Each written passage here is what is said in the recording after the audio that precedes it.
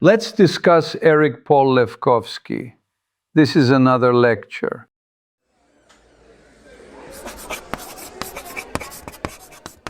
Let's begin with the foundations. My name is Alexei, and today we will map an entrepreneurial trajectory that runs from promotional products and print procurement to logistics, advertising technology, consumer daily deals, and finally precision medicine. In this context, clarity is our friend, so we will proceed step by step. Hi, I'm Priyanka. I'll ask a few questions along the way and try to keep us honest about what we actually know versus what we just assume.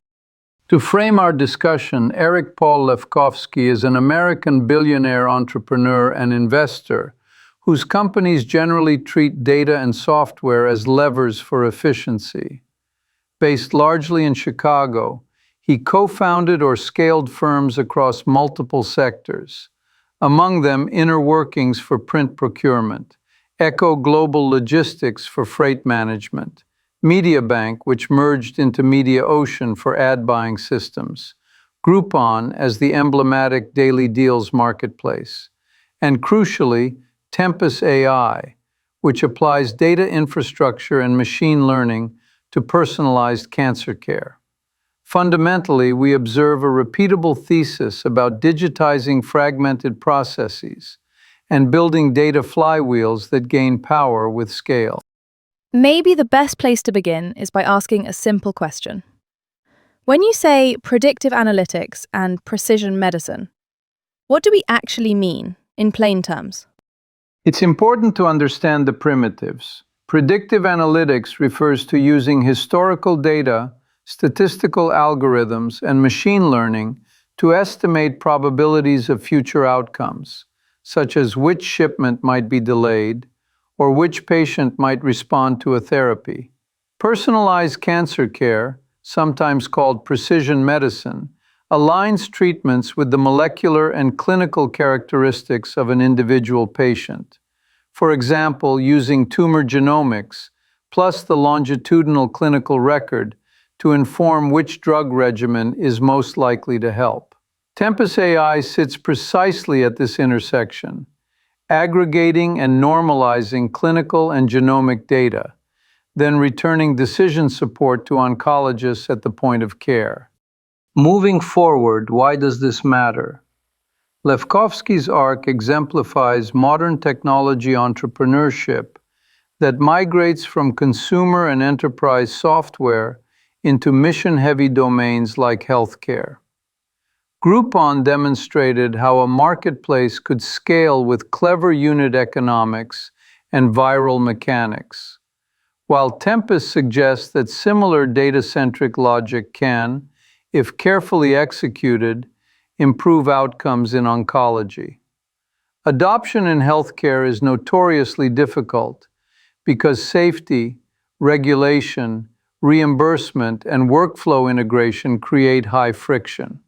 Yet the stakes justify the effort when the prize is measurable improvement in patient care. I think the stakes are also cultural.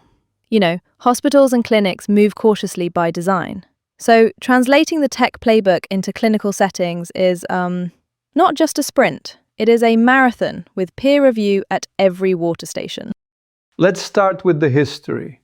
Born in 1969 in the Detroit suburbs and educated at the University of Michigan, where he earned both his undergraduate degree and a Juris Doctor in 1993, he declined a traditional legal path and chose entrepreneurship. With Brad Keywell, he bought Brandon Apparel in 1993, then co-created Starbelly in 1999 and sold it to Halo Industries in 2000, where he served as Chief Operating Officer. In 2001 came Inner Workings, which went public in August 2006. In 2005, Echo Global Logistics launched and listed on NASDAQ in June 2006.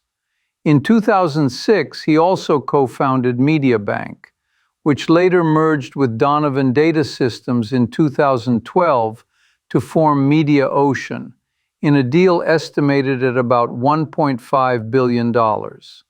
Along the way, New Enterprise Associates appeared repeatedly as an investor, signaling a durable founder-investor relationship. Speaking of consumer platforms, in 2007, he provided $1 million in seed capital to the Point.com, Andrew Mason's collective action concept.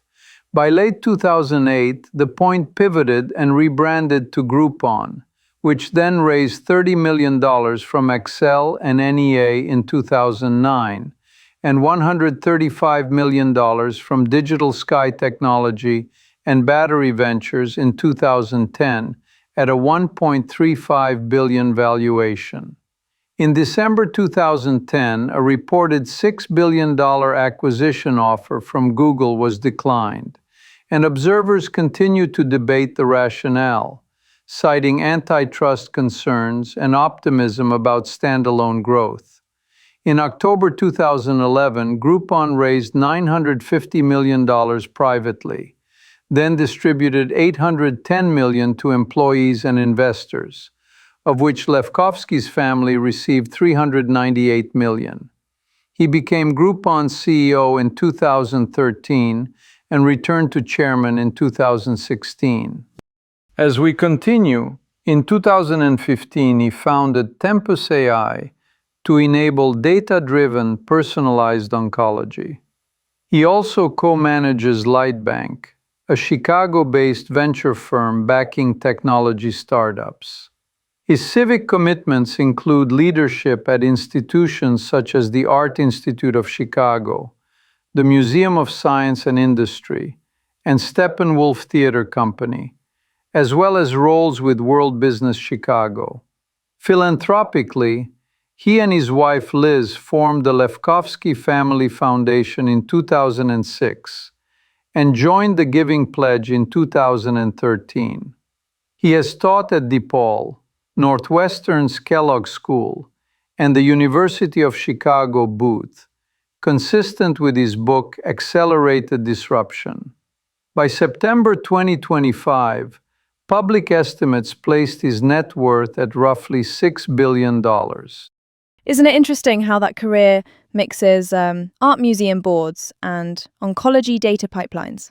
And also, one of his children, Stella Lefty, is a viral singer-songwriter, which is a detail I did not expect to find while reading about ad tech back offices. Before we get to the complexities, a brief personal note. As someone who studies how models scale, I find Lefkofsky's path instructive because it treats information as the compound interest of operations, first in logistics and marketplaces, then in clinical decision support. In simpler terms, it is a strategy that attempts to turn noise into signal, which for a mathematician is a familiar and satisfying ambition. This brings us to three larger questions we should examine carefully. Priyanka, would you pose the first one? So, big question one. What really drove the evolution from the Point.com to Groupon? And why did growth happen so quickly once they pivoted? To elaborate, the Point's original concept organized collective action around causes if and when a threshold was met. The mechanism was elegant, but the use cases proved diffuse, which made repeatable growth expensive. The rebrand to Groupon narrowed the aperture to time-bound, merchant-specific offers, effectively a two-sided marketplace in which local businesses traded margin for guaranteed measurable demand. This reframing aligned incentives, improved cohort repeatability, and created a viral loop, since consumers shared deals that expired quickly. Capital from Lefkofsky's initial $1 million seed, and later from Accel, NEA, DST, and Battery, funded merchant acquisition, geographic expansion, and the data pipelines to optimize offer quality and cadence. As it were, the flywheel spun because the product became a habit for both merchants and consumers, which generated data that improved targeting, which in turn reduced customer acquisition cost. I'm curious about the early investors. Did their presence do more than just provide runway? Like, did it change the company's behavior in a structural way? Clearly reputable investors conferred validation that eased hiring, partnerships, and later fundraising. Operationally, they encouraged instrumentation, disciplined experimentation, and speed. In Groupon's case, NEA's recurring relationship with Lefkofsky across multiple ventures reduced friction and arguably elevated expectations for scale, which shaped the cadence of international rollout and category expansion. Okay, big question 2. What if Groupon had accepted Google's reported $6 billion offer in December 2010? How might Chicago's tech ecosystem, and maybe Lefkofsky's own path, look different? Theoretically, an acquisition would have redirected Groupon's trajectory into Google's commerce stack, likely integrating with Maps, Search, and later Wallet. Chicago would have celebrated a landmark exit, but the city might have lost an independent consumer technology emblem in its prime, which often serves as a training academy for future founders. Capital would have concentrated earlier among employees and investors, potentially altering Lightbank's portfolio composition and timing. As for Lefkofsky, greater early liquidity might still have led him toward data-rich domains, but the specific form and tempo of Tempus could have shifted, since company building capacity is a finite resource. It is worth noting that analysts still debate the decision to decline, citing both antitrust headwinds and confidence in the standalone growth curve. And because the internal deliberations were not fully disclosed, we should be modest in our inferences. And if Groupon had been a Google product, what alternative growth paths might have emerged for the marketplace itself? We can infer that Groupon-style offers embedded in Google's local discovery surfaces could have emphasized merchant tooling over brand identity, with deeper personalization via search intent and location data. Merchant churn might have decreased if integrated with Google's ad buying and attribution, but the standalone cultural prominence of the Groupon brand would likely have diminished. Strategic direction would have been subsumed under broader Google Commerce priorities, which could have constrained or accelerated certain experiments depending on alignment. Big question 3. Looking at Tempus and healthcare AI today, what are the unresolved challenges, and where does the next wave of impact plausibly come from? Fundamentally, three knots dominate. First, data heterogeneity. Because clinical records, imaging, pathology, and genomics live in silos with incompatible schemas and variable quality. Second, integration into clinical workflow, since decision support that lives outside the oncologist's natural rhythm will not be used at scale. Third, evidence and reimbursement, because payers require rigorous outcomes data to change coverage, and regulators demand safety and transparency for models. Tempus's model of aggregating clinical and genomic data attempts to resolve the first knot, while product design and partnerships address the second, and prospective studies as well as real-world evidence speak to the third. Innovation is proceeding toward multimodal models that combine sequences, labs, notes, and images, as well as trial matching that compresses time to enrollment. The arc is promising but painstaking. And could Tempus expand beyond oncology or deepen its influence inside oncology? What are the realistic frontiers? Next, let's explore scope. Within oncology, deeper impact arrives via tighter EHR integration, better longitudinal linking across care sites, and continuous learning loops that update recommendations as new evidence appears.